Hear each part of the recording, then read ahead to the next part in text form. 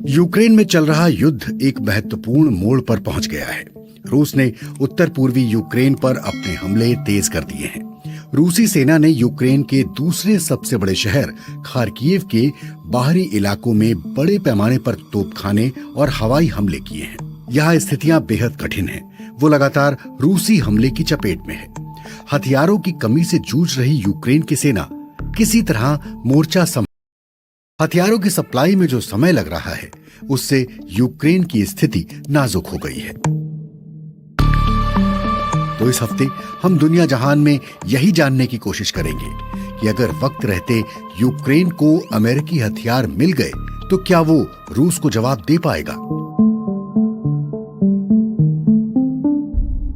Part 1, हथियारों का भंडार। पिछले कुछ महीनों के दौरान यूक्रेनी सेना रूसी सेना के मिसाइल हमलों को रोकने में कई बार असफल रही। देश के पूर्वी क्षेत्र में खार्किव शहर के रेल यातायात समेत कई ढांचागत बुनियादी सुविधाओं को रूसी मिसाइल हमलों से भारी नुकसान पहुंचा। पिछले कुछ महीनों के दौरान यूक्रेन की सेना की स्थिति कमजोर होने के कई कारण। डॉक्टर मरीना मिरोन कहती है कि इस युद्ध में यूक्रेन और रूस के सैन्य उपकरणों को बड़ा नुकसान पहुंचा है। रूस उत्तर कोरिया से हथियार हासिल करने की खबरों का खंडन करता है, मगर इसमें कोई शक नहीं है कि उसे चीन से बड़ी तादाद में ड्रोन और ईरान से मिसाइलें मिल रही हैं।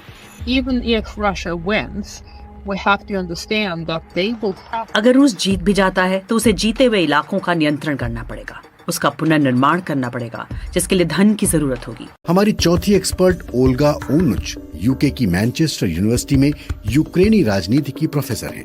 वो कहती हैं कि यूक्रेन के राष्ट्रपति ज़ेलेंस्की ने ये मुद्दा उठाया है कि अमेरिका और ब्रिटेन ने जिस प्रकार इसराइल की मदद की, उस प्रकार की मदद रूस के हमले से बचाव के लिए नहीं की गई। I think it was an honest statement. It is a true statement. उनकी बात सच है। इसराइल को दी गई सहायता और यूक्रेन को मिली सहायता में अंतर है।